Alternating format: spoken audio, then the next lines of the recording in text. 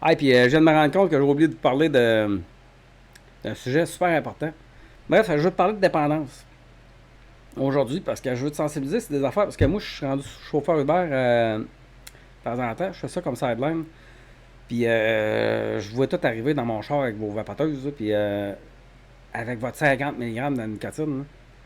Puis là, je veux juste profiter de ce moment-là, là, de ma petite tribune que j'ai, là, que j'essaie de créer pour vous parler. Parce que quand tu fumes du 50 mg de nicotine, là, dans une babelle de même, là, OK? Faut que tu comprennes une affaire. 50 mg de nicotine, là, si t'en fumes pas mal, là, une tank de ça, là, ça va équivaloir à peu près à 3 paquets de cigarettes. Ça veut dire que si tu prends du 50 mg, puis si avec ça tu t'habitues à fumer, là, ça veut dire que tu fumes, si je t'enlève ta vapoteuse, là, pour être satisfait de la quantité de nicotine. Tu sais, la quantité de nicotine que tu vas avoir besoin, c'est à peu près l'équivalent de 3 à 4 paquets de cigarettes. Du 50 mg, c'est ça que ça donne. Faut que vous arrêtez de fumer ça. Là. Pour arriver à du 50 mg, là, c'est du synthétique. Là. C'est même plus de la vraie nicotine. Là. C'est de la nicotine synthétique. C'est extrêmement mauvais. Puis tu sais, à force de vapoter, oui, c'est moins toxique que la cigarette. Sauf que une vraie cigarette, là, mais que t'en aies fumé 10, là, mais que t'aies fumé un paquet, là, avec le temps, tu vas t'habituer, tu vas être capable de fumer un paquet par jour. Mais si tu fais ça et tu n'as jamais fumé de ta vie, là, quelqu'un qui n'a jamais fumé, là, qui essaierait de fumer 25 cigarettes dans la même journée, là, mais qui arrive à la fin de la journée, il va être vert. Tellement il va se sentir mal. Il va se sentir empoisonné, ce gars-là. Le problème, c'est qu'avec ça, ça te fera pas ça. C'est ça le problème. Avec ça, tu peux mettre 50 mg de nicotine. C'est à ça que tu vas t'habituer. Puis après ça, c'est ça que ça va te prendre. Là. Mais c'est l'équivalent de 3 à 4 paquets de cigarettes par jour. C'est beaucoup. OK? Puis ce que ça fait, la vape, oui, c'est meilleur que la vraie cigarette. Oui, c'est moins nocif que la vraie cigarette. Je vous le donne. C'est vrai. Il n'y a aucune étude encore qui a été capable de dire que une vapoteuse c'était plus toxique que la vraie cigarette. Sauf que ça va quand même te causer des problèmes.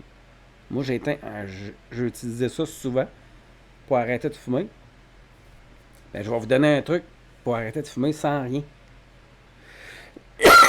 Mais ce truc-là, il fonctionne tellement que moi, ça a fait que je me, c'est devenu tellement facile à arrêter de fumer que j'ai recommencé à fumer aussitôt que j'avais envie.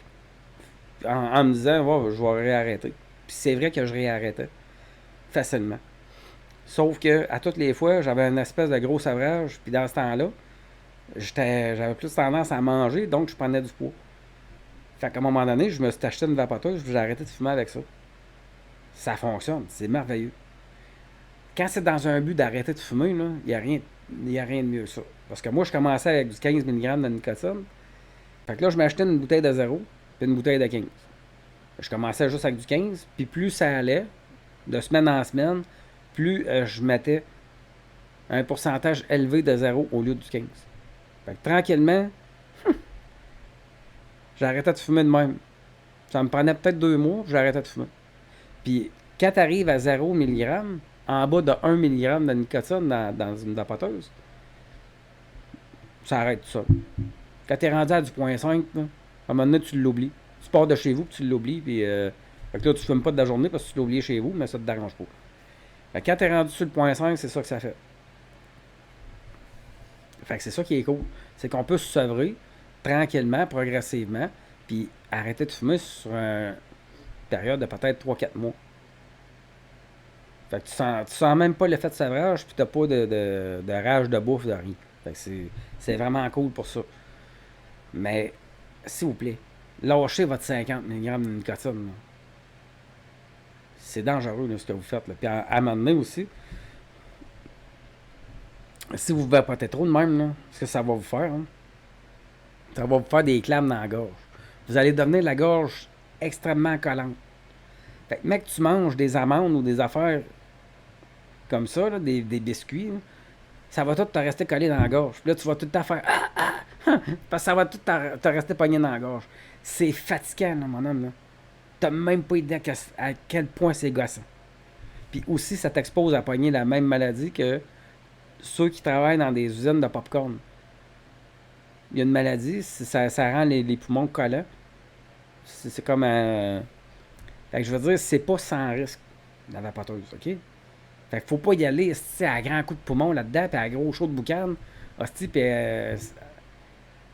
OK, quand c'est dans un but pour arrêter de fumer, c'est numéro un. Mais quand vous mettez du 50 là-dedans, tu sais, ça va finir par vous causer des problèmes. Puis moi, j'en ai eu de ces problèmes-là, puis je vous dis, c'est gossant à tabarouette. Hey, t'en dors pas de la nuit. Quand t'as ça de pogné dans la gorge, t'as un petit morceau de collé dans la gorge. Là. Il est collé dans ton jus de vapoteuse, parce qu'à un moment donné, ça vient collant, ça, là. Hein. Fait qu'à un moment donné, ça s'accumule dans la gorge. Puis la bouffe, elle reste pognée là. Il n'y a rien de plus gossant que ça. OK? Puis le truc que je veux te donner pour arrêter de fumer, c'est parce que moi, à un moment donné, OK, j'étais assis dans mon truck à l'usine. Puis j'avais déjà essayé d'arrêter de fumer, mais avec du Champix. Puis ça s'était un petit peu mal passé, dans le sens que j'étais devenu hyper agressif. Puis mon médecin de famille, elle voulait pas que je prenne ça. Quand j'y ai demandé ça, là, moi, c'était un de mes chums qui m'avait parlé de ça. J'ai dit, je vais avoir du Champix pour arrêter de fumer. Puis elle m'a dit non. Elle a dit, un gros bonhomme comme toi, elle dit, si tu prends ça, tu vas être dangereux. Puis elle a dit, si t'es dépressif ou quelque chose de même, elle a dit, tu vas tomber en dépression avec ça, là. Ça va être terrible.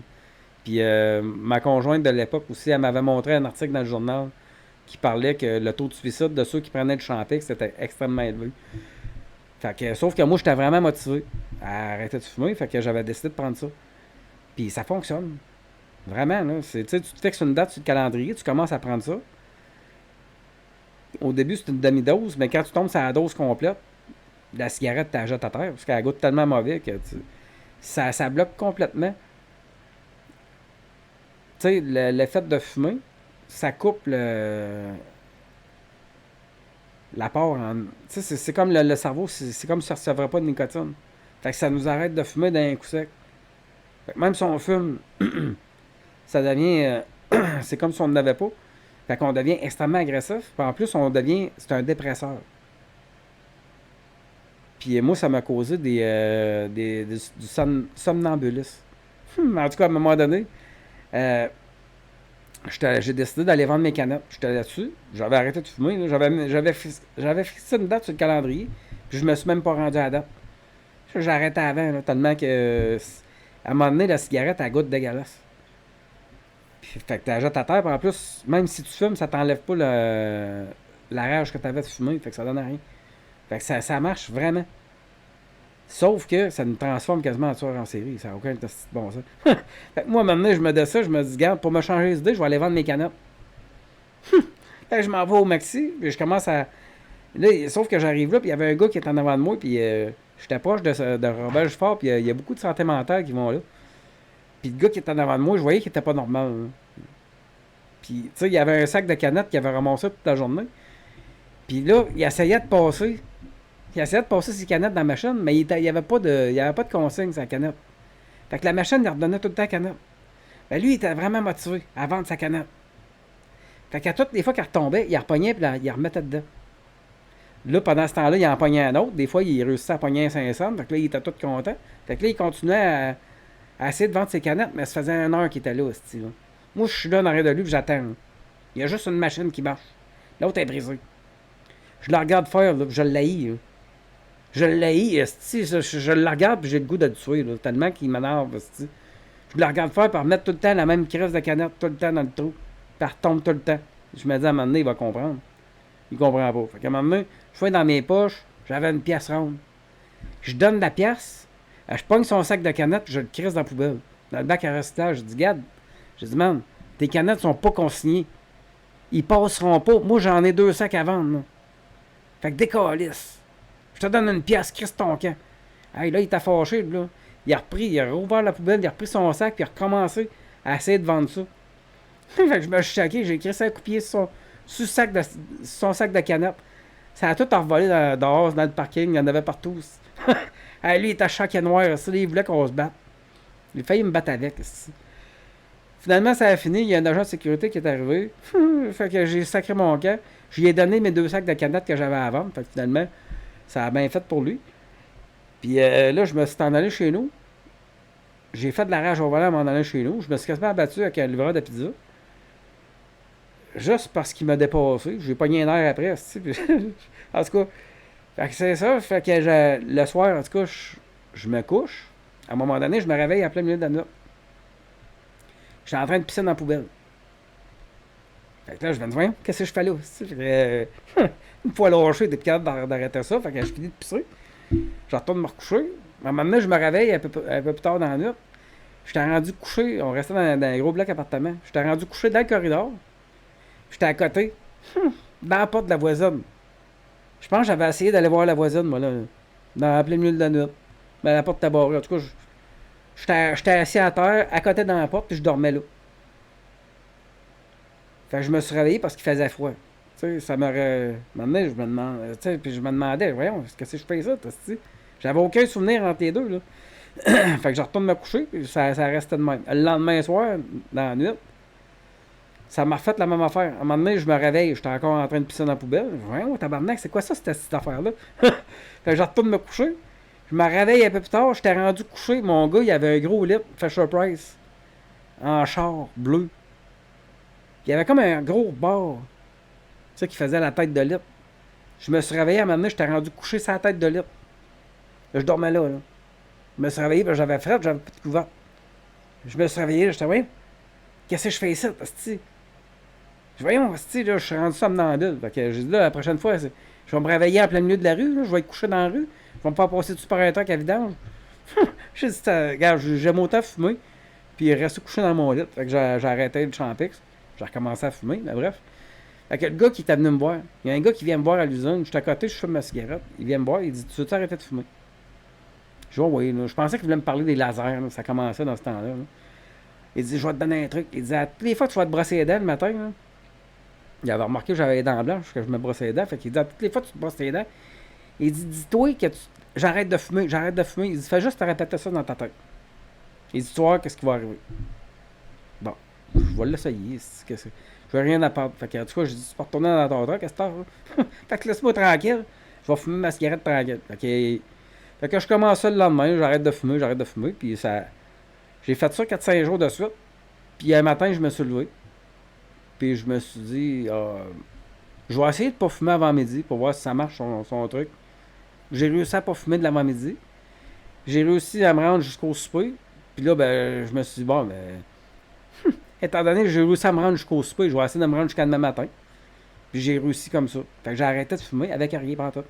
Juste en me répétant, j'arrête de fumer, j'arrête de fumer. Puis après ça, j'ai étudié le sujet. Puis j'ai juste compris que ce qu'il avait fait, c'est que je m'étais comme hypnotisé moi-même. Fait que je me suis juste mindé.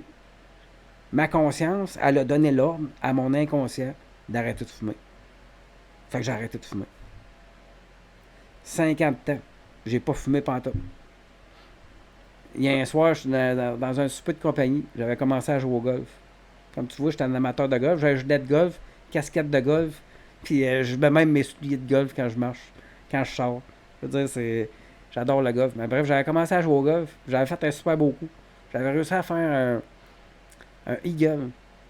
-2. C'est un par 5. J'ai réussi à mettre dessus en 2. Puis je l'ai rentré. Fait que j'ai fait un -2. Fait que un gars, il m'a donné un cigare pour fêter ça. Puis à un moment donné, moi, c'est ça, j'étais dans un souper de compagnie, puis ils ont sorti dehors pour aller fumer. Je me suis dit, je vais aller fumer mon cigare. Je me suis dit, ça peut pas faire de mal, ça fait 5 ans que j'ai arrêté. Avec rien. Fait que j'ai une volonté de faire, fait que je recommencerai pas. Cigare, cigarios aux fraises. Fume ça. Et le lendemain, je suis retourné me chercher d'autres cigares pour continuer à fêter ça, mon trou, mon -2. Puis le surlendemain aussi. Puis à un moment donné, je me suis fait aider avec moi-même. Je me suis dit, gars, là, t'as juste le droit de fumer une cigarette ou des petits cigares quand tu bois. Fait que là, j'étais rendu que je buvais tous les jours pour pouvoir fumer. Fait qu'à un moment donné, je dis, regarde, je vais recommencer à fumer. Là, je suis en train de devenir alcoolique. Fait que c'est ça, puis je suis devenu alcoolique. Tranquillement, pas vite. Au début, ça a commencé, les premières années. J'étais comme, je buvais une journée sur deux. Ben, au début, ça a commencé juste la fin de semaine. Après ça, c'est devenu une journée sur deux. Après ça, c'est devenu à tous les jours. Puis après ça, c'est devenu. Mes trois quatre bières que je prenais à tous les jours, ben, c'est devenu 4-5. Puis là, ça me faisait plus tout à fait assez effet. Fait que là, je m'achetais du vin. Puis du fort. Fait que là, ben, tranquillement, je me suis ramassé que je buvais quasiment une dose par jour. Puis moi, quand j'écoutais les affaires d'Alcooliques Anonymes puis ces affaires-là, ils me disaient tout le monde disait, tu peux pas t'en sortir tout seul. Fait que moi, je me disais, bon, là, je suis rendu alcoolique. Je peux pas m'en sortir tout seul. Puis là, il disait que quand tu fais ton sevrage, quand tu bois pas quand tu arrêtes de boire, là, tu tombes malade. Hey, là, moi, je me disais, ok, je veux pas tomber malade. Fait que je continue à boire. À tous les soirs. Mais à un moment donné, il y a un gars, lui, il était vraiment alcoolique. C'était vraiment un alcoolique de ligue majeure, là, tu sais. Fait que, on jasait, puis. Fait que là, j'ai dit, regarde, moi, j'arrête pas parce que je veux pas me taper le sevrage, puis tout ça. Ben, il dit, c'est parce que tu comprends pas comment ça marche. Il dit, moi, je suis vraiment alcoolique. Il dit, moi, quand j'arrêtais de boire, ça faisait 3 ans que je buvais, là. Ben, j'ai dit, ben, moi aussi, ça fait 3 ans que je bois tous les soirs. Ouais, mais il dit, non, il dit, tu comprends pas, là. Il dit, parce que moi, j'étais sous 24 heures sur 24. Là. Il dit, toi, là, il dit, à matin, là, quand t'es venu travailler, là, il dit, t'étais pas chaud? Ben, j'ai dit, ben non, j'ai arrêté hier soir. Fait que j'ai eu le temps de dégriser. Ben, il dit, c'est ça. Il dit, c'est ça que tu comprends pas. Il dit, c'est parce que, il dit, moi, la période de 3 ans que je buvais tout le temps, j'étais sous 24 heures sur 24. Puis c'est quand que là, t'arrêtes de boire. C'est là que tu vas avoir ton sevrage. C'est là que tu vas te dégriser. C'est là que tu vas être malade. Mais il dit, toi, il dit, tu l'as fait ton sevrage. Tu as dégrisé cette nuit. Puis t'es venu travailler. Il dit, t'es-tu chaud, là? T'es-tu encore chaud? Ben, j'ai dit, non. J'ai juste bu hier. Ben, il dit, c'est ça. Fait que t'es correct. Tu l'as fait ton sevrage. Ah, ok. Fait que là, même si je bois tous les jours que je suis considéré comme un alcoolique, je peux arrêter de boire sans conséquence. Il dit, ben oui. Il dit, puis même, de toute façon, il dit, ça va être super facile. Ben ça, je le croyais pas. Moi, j'avais peur d'avoir soif. J'avais la phobie d'avoir soif. Fait qu'en tout cas, fait que j'avais arrêté de... Maintenant, j'ai arrêté 50 ans de fumer la cigarette comme ça. Juste en me mindant, en me disant, j'arrête de fumer, j'arrête de fumer, j'arrête de fumer. Puis là, le soir, que j'ai recommencé avec un petit cigare, ben là, c'est ça. J'étais rendu alcoolique à ce moment-là. Là. Fait qu'en tout cas, fait que là, ça faisait un an à un moment donné que j'avais recommencé à fumer, j'avais recommencé à boire, que je buvais tout le temps. J'étais rendu à peu près une dose par jour. Puis là, ben, j'ai décidé, je me suis dit, je vais arrêter de fumer, je vais réarrêter de fumer. Puis la vapote n'existait pas dans ce temps-là. Fait que je me suis dit, je vais arrêter de fumer. Puis les patchs, ça me donnait mal au cœur, fait que j'haïssais ça. Puis le chanter, ça marchait pas non plus. Fait que je me suis dit, je vais arrêter de fumer, puis tant qu'à ça, je me suis dit, je vais arrêter de boire en même temps. Puis la électronique, ça fonctionnait, ça marchait, ça existait, mais c'était pas populaire encore. Je ne savais pas que ça existait. Fait que c'est ça. Fait que je me suis dit, tant qu'à souffrir du manque de cigarettes, je vais rajouter de l'alcool avec ça. Fait que j'ai commencé à faire ça. J'arrête de fumer, j'arrête de boire. En me brossant les dents le matin. Puis une semaine après, je me suis levé un matin, ça a fait la même affaire. J'ai arrêté de fumer la cigarette. J'ai eu une volonté de faire qui venait de nulle part. Fait que j'ai arrêté de fumer la cigarette, comme la première fois. Puis j'ai arrêté de boire. Arrêter de fumer la cigarette, ça a été la chose la plus difficile que j'ai faite de ma vie. Arrêter de boire, ça a été la chose la plus facile que j'ai faite de ma vie. Arrêter de fumer, c'est payant. Arrêter de boire, c'est extrêmement payant. T'as même pas idée comment. C'est incroyable.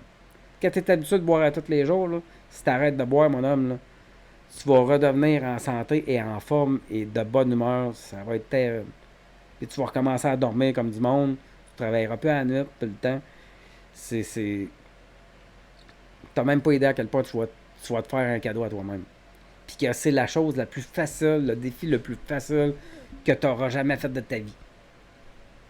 Ça arrive même pas à la cheville d'arrêter de fumer la cigarette.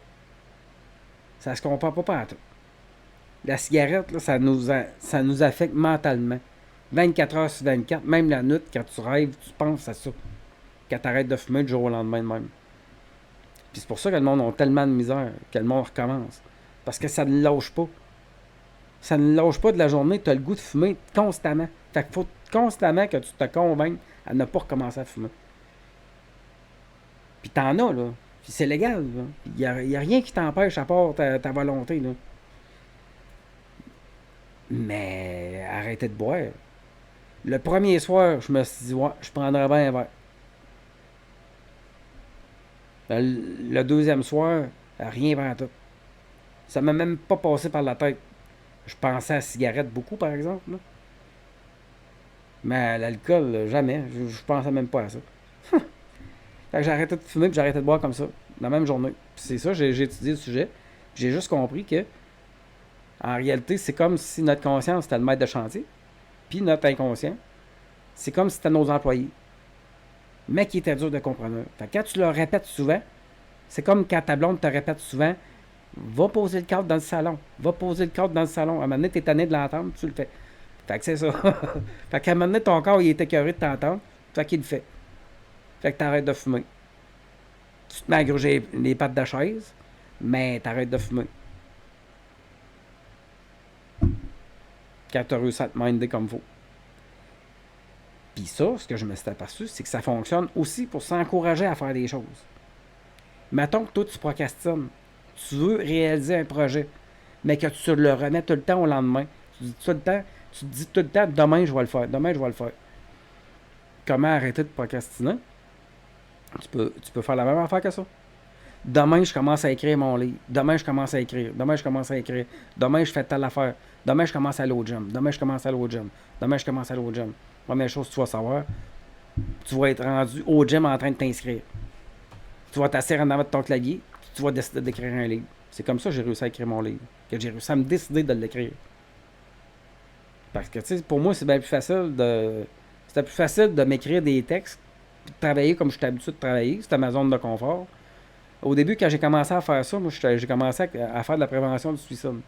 Fait que je me suis vraiment informé pour pas causer de suicide. Hein? Pas que le monde aille sacrer en bas d'un pont après m'avoir parlé. Fait que je me suis vraiment informé là-dessus. Puis j'avais déjà étudié la psychologie depuis mes 20 ans, parce que mon frère il était schizophrène. C'était un sujet qui m'intéressait énormément. Puis moi, mon héros à 25 ans, c'était le Doc Mayou. Juste pour te donner une idée. Je sais tout sa psychologie, c'est pas compliqué. Sauf les médicaments. Ça, je m'occupe pas de ça. Aussitôt que ça parle de peluche, je décolle. Bref, c'est juste que c'est extrêmement pour se motiver à faire quelque chose. C'est vraiment incroyablement efficace de se le répéter. Puis moi, c'est ça, c'est comme ça que j'ai décidé d'écrire mon livre. Parce que sinon, j'aurais juste continué à faire ce que je faisais avant. Avant, j'avais des textes que je m'écrivais. Là. Quand j'écrivais à quelqu'un, je sauvegardais ce texte-là, puis je l'identifiais. Problème d'intestin. Fait que là, toutes les fois que je voyais quelqu'un qui avait le même problème, je faisais juste copier-coller. Ça me prenait 2 secondes de faire une intervention des fois. Là. Ça n'impliquait pas grand-chose dans ma part. Fait que j'ai pu faire énormément d'interventions comme ça. Puis c'est à force de faire ça que j'ai vu les résultats de ce que j'écrivais. Puis tout ce que je vous ai dit dans cette vidéo-là que j'ai faite, de 4 heures, ben c'est tous les textes positifs que j'ai eu, des comebacks de ça. Puis là, je parle des dépendances parce que j'ai réussi à arrêter du monde de fumer puis de boire avec ça. C'est terrible. J'ai une liste longue comme le bras là, de monde qui ont arrêté. Là. Puis il y a beaucoup, beaucoup de monde qui pense la même affaire que moi je pensais avant. Que s'ils arrêtent parce qu'ils boivent à tous les jours, qu'ils vont tomber en sevrage, puis qu'ils vont tomber malades, puis ils vont avoir besoin d'aller dans un centre et se faire enfermer. Non. Ça fait rien. C'est juste le dégrisage. Mais c'est parce que quand ça fait 3 ans là, que t'es sur une brosse, là, puis t'arrêtes de boire, là, ben là, t'es malade. C'est là que t'es malade. Fait que c'est ça. Fait que pour se motiver, ça fonctionne, le truc que je te donne. Puis pour arrêter toutes les dépendances, ça fonctionne en asti aussi. Puis je serais curieux de l'essayer aussi sur une phobie d'araignée. J'ai plus peur des araignées, j'ai plus peur des araignées, j'ai plus peur des araignées. D'après moi, ça fonctionnerait. Fait que, essayez ça. Puis, tu sais, parce qu'il faut comprendre que quand tu prends des anti-machins, des antidépresseurs, puis ces affaires-là, là, des pellules, puis l'anxiété, là, le Fexor, puis des affaires comme ça, quand tu mélanges ça avec de l'alcool, là, c'est vraiment pas conseillé. Puis ça va te faire des chocs électriques dans la tête. Moi, ma mère, c'est ça qu'elle me dit. Quand je prends ces médicaments-là, là, puis que je prends une coupe de vin, là, ça me fait une barre d'énergie, une espèce de choc électrique. Je sais pas qu'elle a de la misère à me l'expliquer. Là. Fait que j'ai de la misère à vous le dire, c'est quoi que ça y fait. Là. Mais c'est ça que. Son explication, c'est ça. C'est un choc électrique. Puis ça y empêche pas de se rappeler de ce qu'elle a fait de mal. Puis ça y empêche pas de stresser sur le fait qu'il faut qu'elle tasse son genre.